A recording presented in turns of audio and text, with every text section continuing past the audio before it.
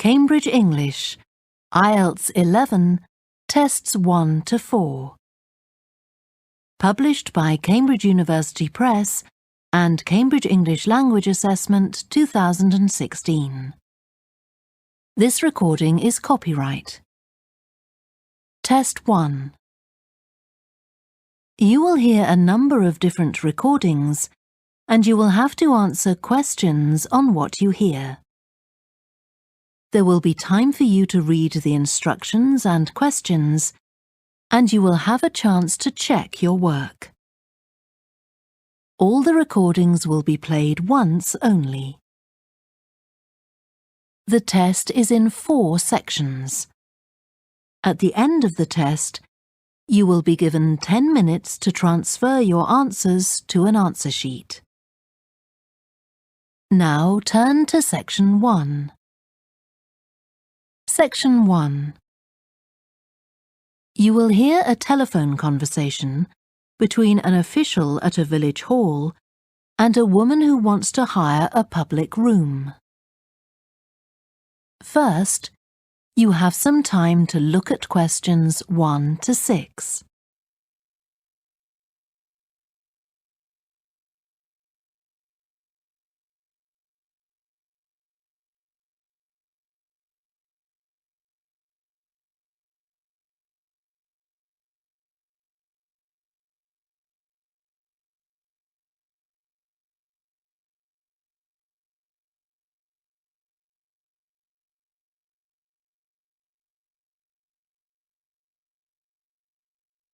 You will see that there is an example that has been done for you. On this occasion only, the conversation relating to this will be played first. Hello? Oh, hello. I wanted to inquire about hiring a room in the village hall for the evening of September the 1st. Let me just see. Yes, we have both rooms available that evening. There's our main hall, that's got seating for 200 people, or there's the Charlton room. The main hall seats 200, so 200 has been written in the space. Now we shall begin. You should answer the questions as you listen, because you will not hear the recording a second time. Listen carefully and answer questions 1 to 6. Hello? Oh, hello. I wanted to inquire about hiring a room in the village hall for the evening of September the 1st. Let me just see. Yes, we have both rooms available that evening. There's our main hall, that's got seating for 200 people, or there's the Charlton room. Sorry? The Charlton room, Charlton.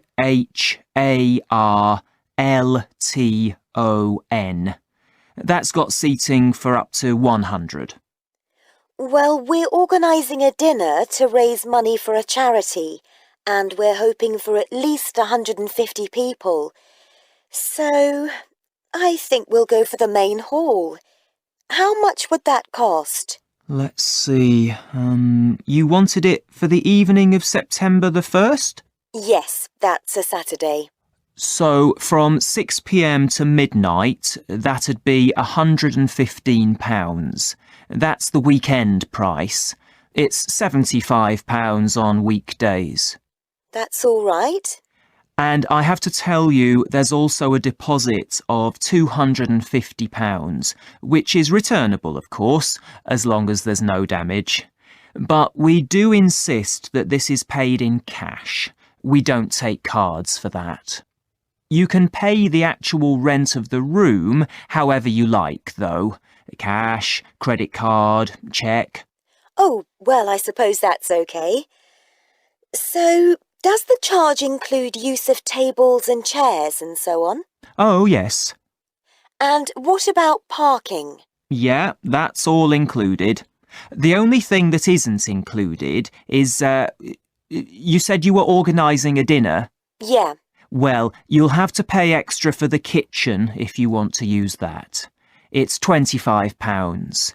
It's got very good facilities, good quality cookers and fridges and so on. OK. Well, I suppose that's all right. We can cover the cost in our entry charges. Right, so I'll make a note of that.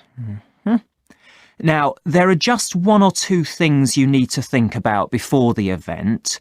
For example, you'll have to see about getting a licence if you're planning to have any music during the meal. Oh, really? It's quite straightforward. I'll give you the details later on. And about a week or 10 days before your event, you'll need to contact the caretaker, that's Mr. Evans, to make the arrangements for entry. He'll sort that out with you.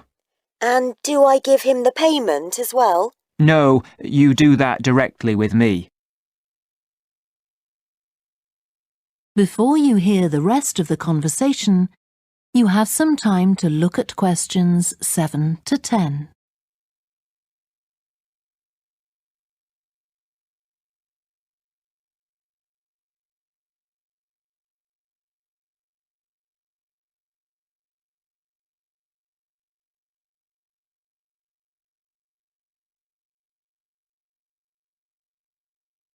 Now listen and answer questions 7 to 10.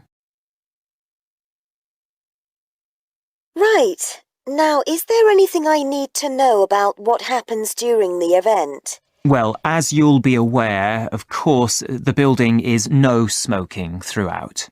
Of course. Now, are you having a band? Yes. Well, they'll have a lot of equipment, so rather than using the front door, they should park their van round the back and use the stage door there. You can open that from inside, but don't forget to lock it at the end. OK. And talking of bands, I'm sure I don't need to tell you this, but you must make sure that no one fiddles about with the black box by the fire door. That's a system that cuts in when the volume reaches a certain level. It's a legal requirement. Sure. Anyway, we want people to be able to talk to one another, so we don't want anything too loud. Oh, that reminds me. We'll be having speeches. Are there any microphones available? Yep, just let the caretaker know. He'll get those for you. Right, now, when the event is over, we do ask that the premises are left in good condition. So there's a locked cupboard, and you'll be informed of the code you need to open that. It's got all the cleaning equipment, brushes and detergent and so on. Right. So what do we need to do after everyone's gone? Sweep the floors, I suppose? Well, actually, they have to be washed, not just swept. Then you'll be provided with black plastic bags, so all the rubbish must be collected up and left outside the door. Of course. We'll make sure everything's left tidy. Oh, and I forgot to ask. I presume we can have decorations in the room? Yes, but you must take them down afterwards. Sure. And the chairs and tables should be stacked up neatly at the back of the room. I'll make sure I've got a few people to help me. That is the end of section 1. You now have half a minute to check your answers.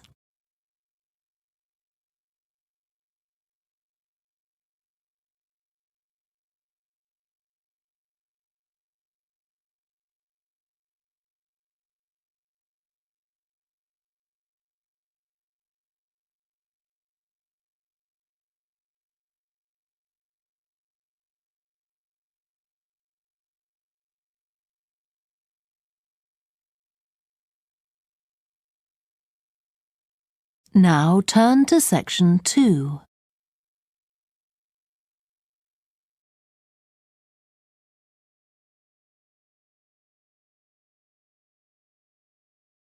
Section 2. You will hear a guide talking to a group of visitors to a farm. First, you have some time to look at questions 11 to 14.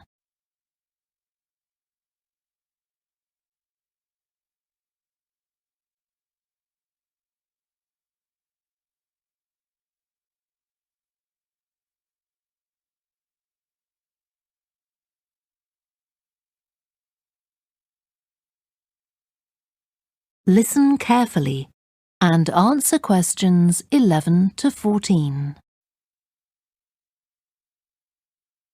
Welcome to the Fiddy Working Heritage Farm. This open-air museum gives you the experience of agriculture and rural life in the English countryside at the end of the 19th century. So you'll see a typical farm of that period, and like me, all the staff are dressed in clothes of that time. I must give you some advice and safety tips before we go any further. As it's a working farm, please don't frighten or injure the animals. We have a lot here, and many of them are breeds that are now quite rare. And do stay at a safe distance from the tools.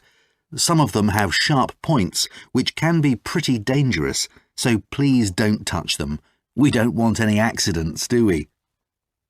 The ground is very uneven, and you might slip if you're wearing sandals, so I'm glad to see you're all wearing shoes.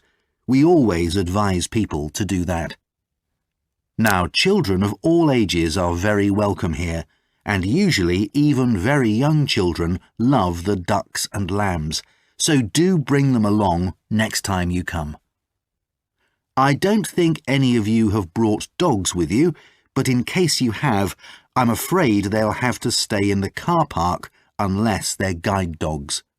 I'm sure you'll understand that they could cause a lot of problems on a farm. Before you hear the rest of the talk, you have some time to look at questions 15 to 20.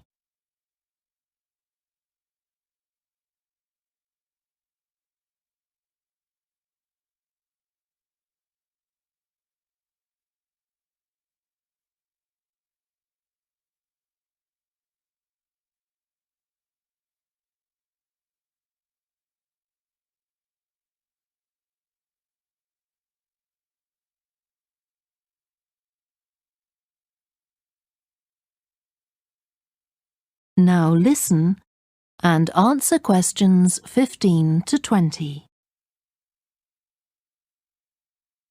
Now let me give you some idea of the layout of the farm. The building where you bought your tickets is the new barn immediately to your right, and we're now at the beginning of the main path to the farmland, and of course the car park is on your left. The scarecrow you can see in the car park in the corner beside the main path is a traditional figure for keeping the birds away from crops. But our scarecrow is a permanent sculpture. It's taller than a human being, so you can see it from quite a distance. If you look ahead of you, you'll see a maze. It's opposite the new barn, beside the side path that branches off to the right, just over there. The maze is made out of hedges which are too tall for young children to see over them, but it's quite small, so you can't get lost in it. Now, can you see the bridge crossing the fish pool further up the main path? If you want to go to the cafe, go towards the bridge and turn right just before it. Walk along the side path and the cafe's on the first bend you come to. The building was originally the schoolhouse, and it's well over 100 years old. As you may know, we run skills workshops here, where you can learn traditional crafts like woodwork and basket making. You can see examples of the work and talk to someone about the courses in the Black Barn. If you take the side path to the right, here, just by the new barn, you'll come to the Black Barn, just where the path first bends. Now, I mustn't forget to tell you about picnicking, as I can see some of you have brought your lunch with you. You can picnic in the field, though do clear up behind you, of course. Or if you'd prefer a covered picnic area, there's one near the farmyard, just after you cross the bridge. There's a covered picnic spot on the right. And the last thing to mention is Fiddy House itself. From here you can cross the bridge, then walk along the footpath through the field to the left of the farmyard. That goes to the house, and it'll give you a lovely view of it. It's certainly worth a few photographs, but as it's a private home, I'm afraid you can't go inside. Right, well, if you're all ready, we'll set off on our tour of the farm. That is the end of section 2. You now have half a minute to check your answers.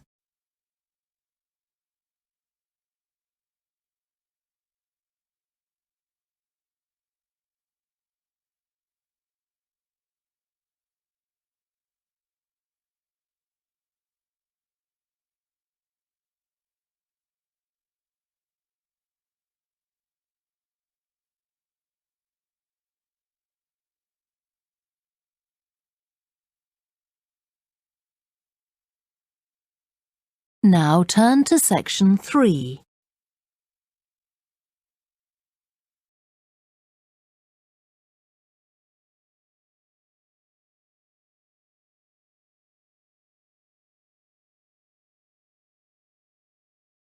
Section 3. You will hear two psychology students called Lisa and Greg discussing a project they have to do. First, you have some time to look at questions 21 to 27.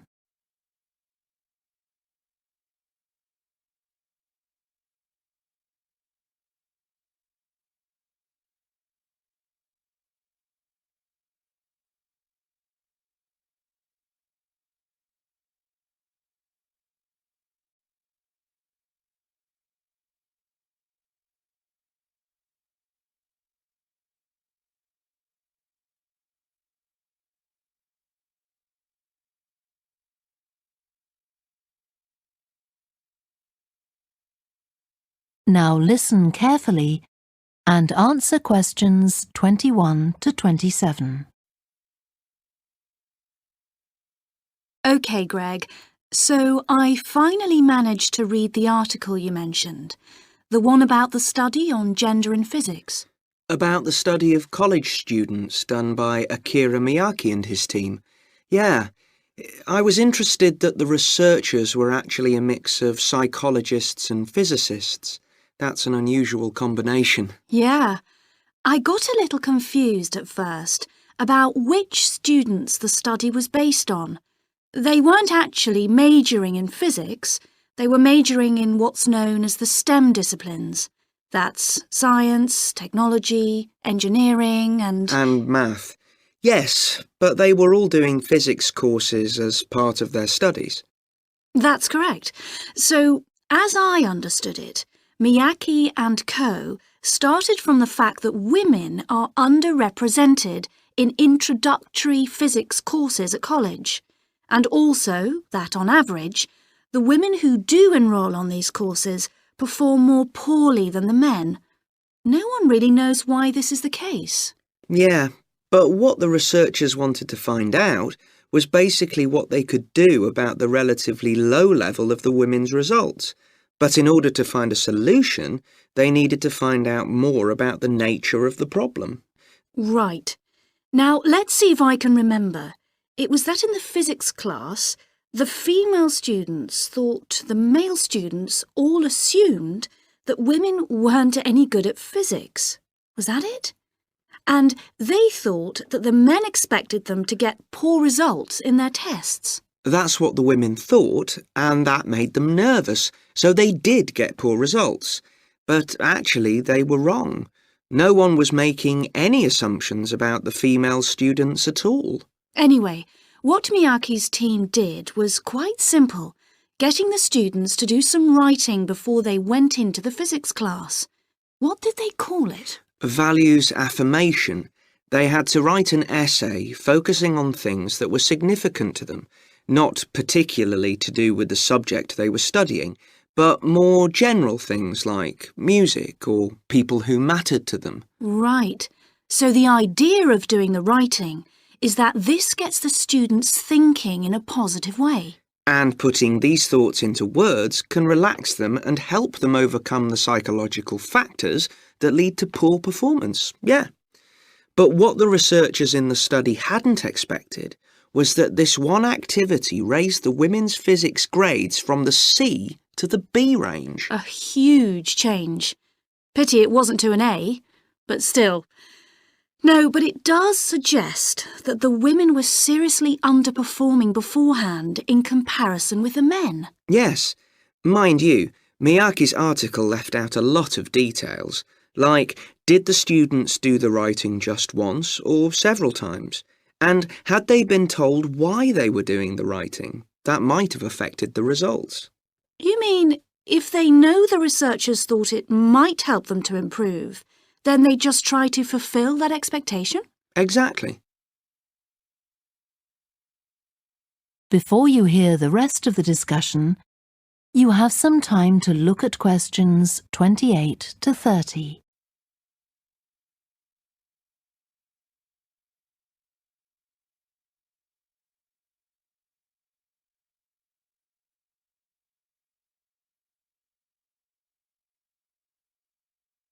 Now listen and answer questions 28 to 30.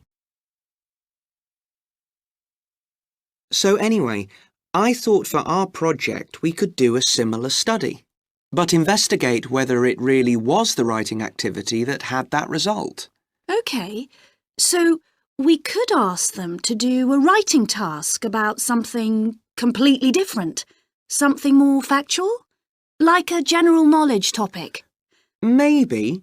Or we could have half the students doing a writing task and half doing something else, like an oral task. Or even half do the same writing task as in the original research and half do a factual writing task. Then we'd see if it really is the topic that made the difference or something else. That's it. Good. So, at our meeting with the supervisor on Monday, we can tell him we've decided on our project. We should have our aims ready by then. I suppose we need to read the original study. The article's just a summary. And there was another article I read by Smolinski.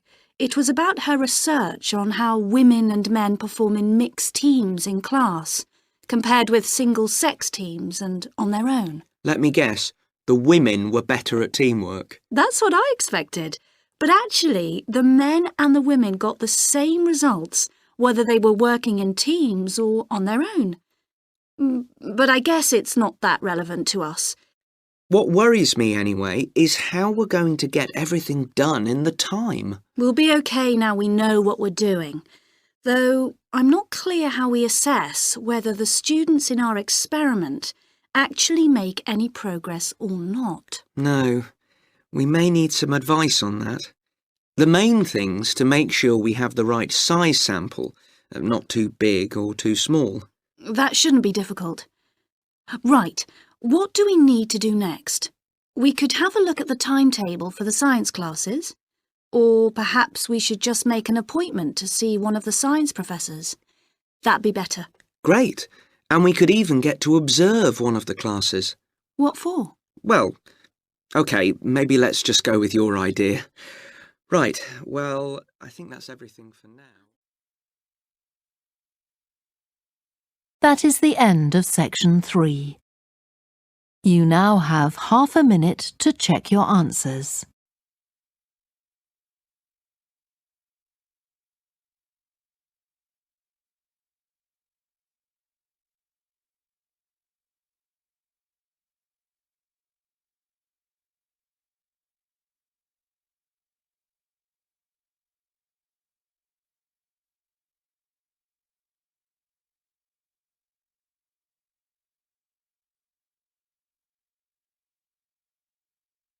Section 4.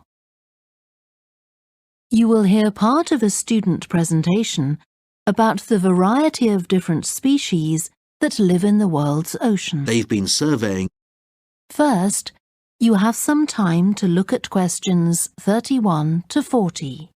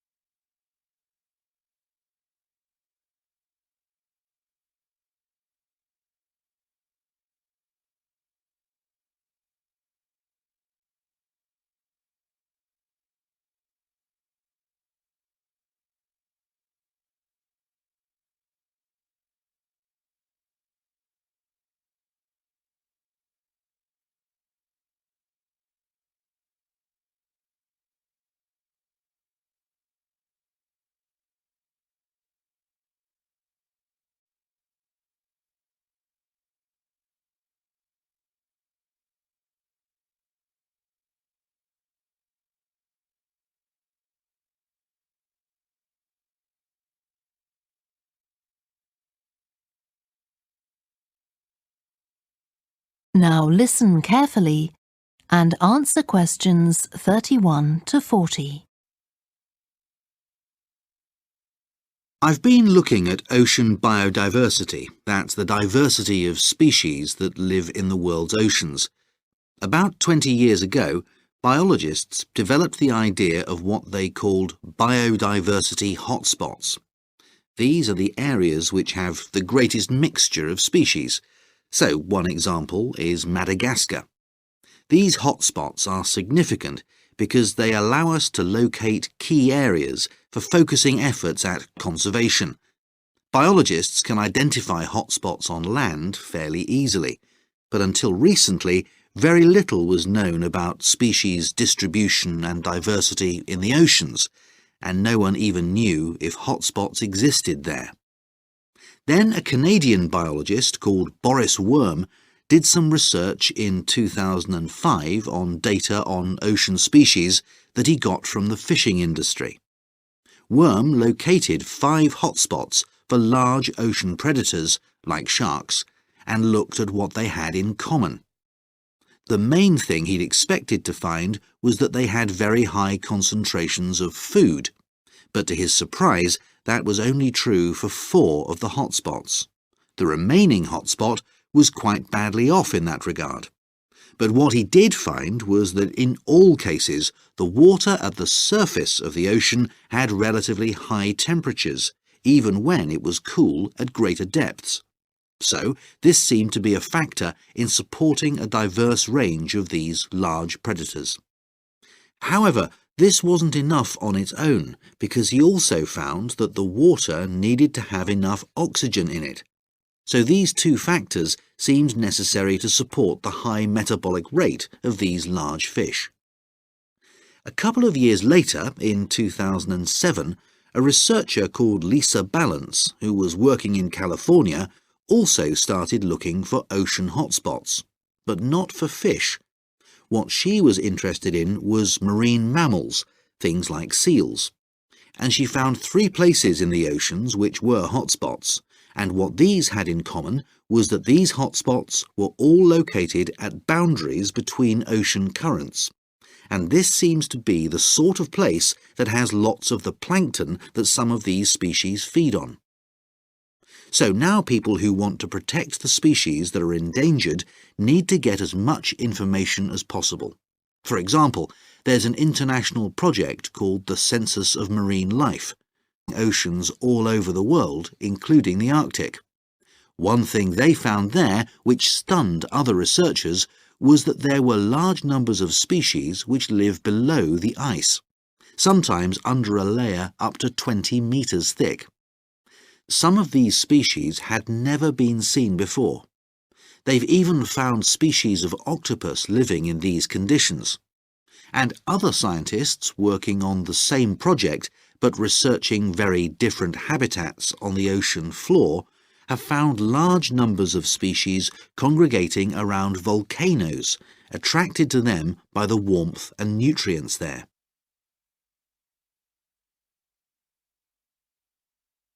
However, biologists still don't know how serious the threat to their survival is for each individual species. So a body called the Global Marine Species Assessment is now creating a list of endangered species on land, so they consider things like the size of the population, how many members of one species there are in a particular place, and then they look at their distribution in geographical terms, although this is quite difficult when you're looking at fish because they're so mobile. And then thirdly, they calculate the rate at which the decline of the species is happening. So far, only 1,500 species have been assessed, but they want to increase this figure to 20,000. For each one they assess, they use the data they collect on that species to produce a map showing its distribution.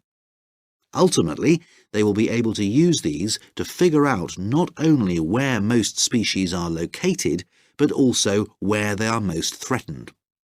So, finally, what can be done to retain the diversity of species in the world's oceans? Firstly, we need to set up more reserves in our oceans, places where marine species are protected. We have some, but not enough.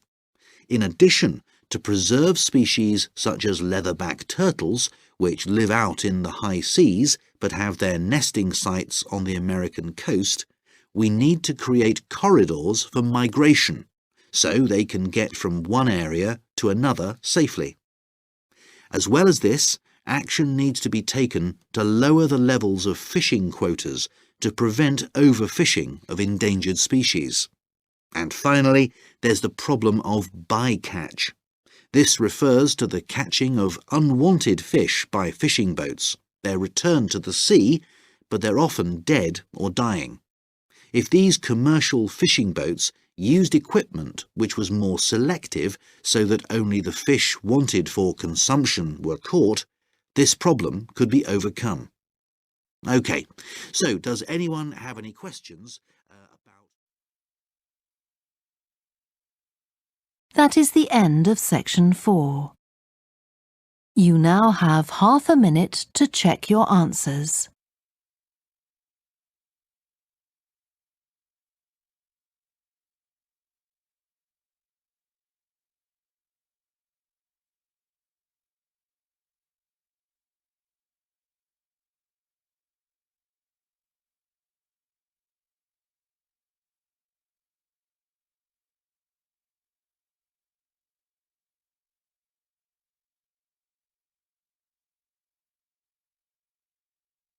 That is the end of the listening test.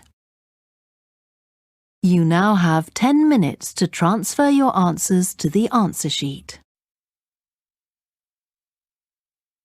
Please stop writing and wait for your question booklet to be collected.